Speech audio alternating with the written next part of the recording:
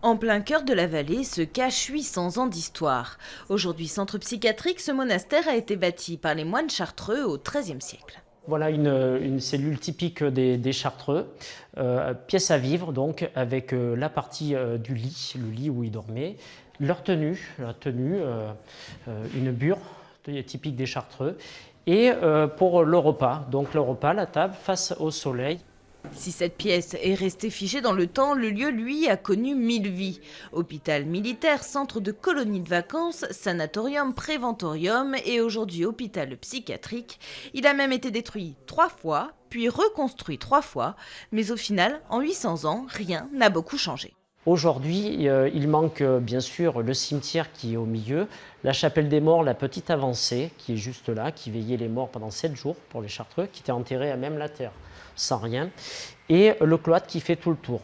Sinon, tout le reste est resté, sauf bien sûr les croix, la croix sur l'église, puisque c'est un établissement public, on n'a pas le droit d'avoir de signes religieux.